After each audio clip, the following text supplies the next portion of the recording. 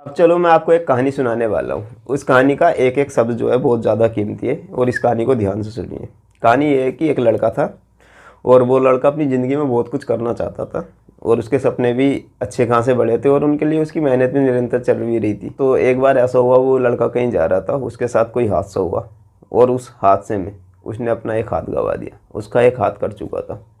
अब वो अपनी ज़िंदगी में इतना ज़्यादा परेशान था कि वो सोचता था कि यार अब ज़िंदगी चलेगी कैसे, मेरा एक हाथ तो है नहीं, एक हाथ के सहारे मैं ज़िंदगी कैसे बिताऊंगा। तो उसके दिमाग में आया कि अपनी ज़िंदगी जीनी नहीं है, अब इस दुनिया को छोड़ने का समय आ चुका है। तो उसने फैसला किया कि वो अब इस दुनिया में नहीं रहेगा। अब इसकी वजह केवल इतनी सी थी कि उसका एक हाथ नहीं था, इसलिए वो इस दुनिया को छोड़ना चाहता था।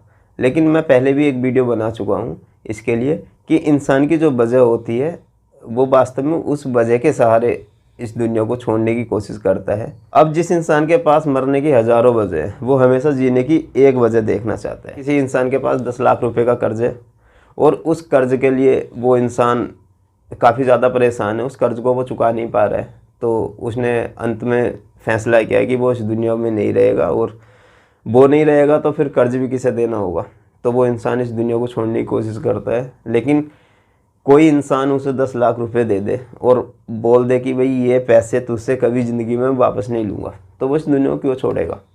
क्योंकि जो वास्तव में दुनिया छोड़ने की वजह है उसकी, वो है 10 लाख रुपए, और वे 10 लाख रुपए उसे मिल जाए तो वो दुनिया क्यों छोड़ेगा।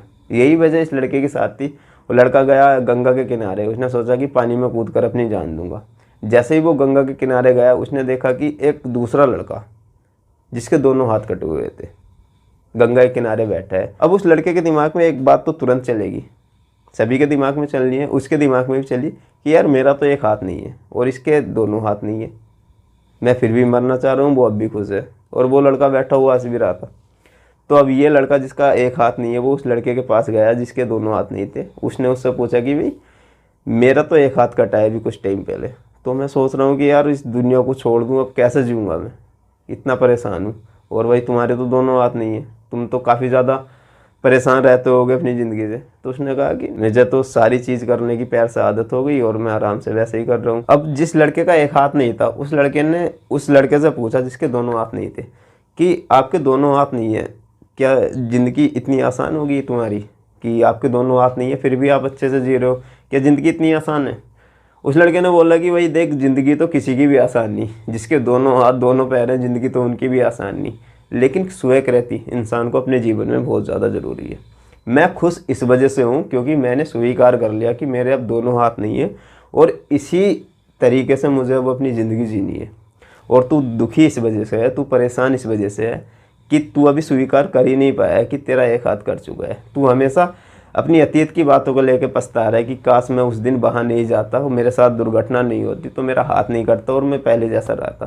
कि अब तेरा एक हाथ नहीं है, अब दोबारा तो तेरा हाथ आना नहीं है। तो इस बात को स्वीकार कर ले कि अब तेरा एक हाथ नहीं है और एक हाथ के इशारे तुझे अपनी पूरी ज़िंदगी जीनी है। अब जिस लड़के का एक हाथ नहीं था उसके दिमाग में ये बात तो बहुत अच्छे से फंस चुकी थी कि हाँ, जीवन में स्वीकार करना बहुत ज़रूरी है, क्योंकि वो मान ही नहीं पा रहा था कि उसका एक हाथ